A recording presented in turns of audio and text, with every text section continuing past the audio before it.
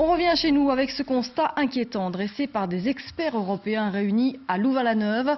Selon eux, les tests pour dépister la maladie de Lyme ne sont pas suffisants. Une maladie très handicapante, contractée après une morsure de tique. En moyenne, 1500 cas sont détectés chaque année en Belgique. Mais d'après les spécialistes qu'ont rencontrés François Genette et Michel Herings, ces chiffres sont bien en dessous de la réalité.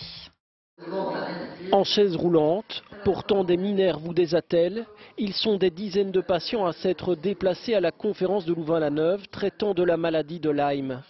Tous sont venus avec un but, expliquer le calvaire qu'ils vivent depuis qu'ils ont contracté cette affection. Douleur et fatigue sont arrivées, impossible de marcher, mal, trop mal, je n'en pouvais plus d'avoir mal. L'apparition d'une épicondylite, des maux de tête d'une rare violence, des nausées, des vertiges, des chutes de tension, des palpitations, énormément de problèmes articulaires qui m'empêchent de dormir.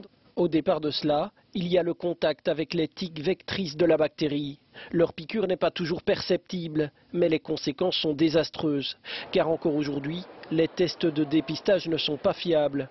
Beaucoup de personnes sont déclarées négatives erronément. Le docteur Horowitz, l'un des plus grands spécialistes dans le domaine, a donc établi un nouvel outil de détection. Du fait que les tests ne sont pas assez sensibles, j'ai fait un questionnaire qui est dans mon bouquin. Et s'il y a un score au-dessus de 46, il y a une grande possibilité d'avoir la maladie de Lyme. Et on a validé ça dans une université aux États-Unis. Le problème, c'est que chez nous, ce test n'est pas reconnu par les autorités médicales, tout comme les traitements à base d'antibiotiques prescrits par certains médecins et qui semblent efficaces. Certains d'entre eux ont d'ailleurs été condamnés pour avoir dépassé leurs prérogatives.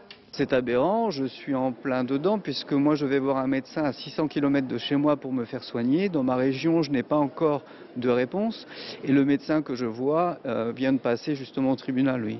Les associations appellent donc les autorités médicales européennes à une remise en question complète de la lutte contre la maladie afin d'aider les personnes atteintes à ne plus se sentir désemparées face à ce fléau.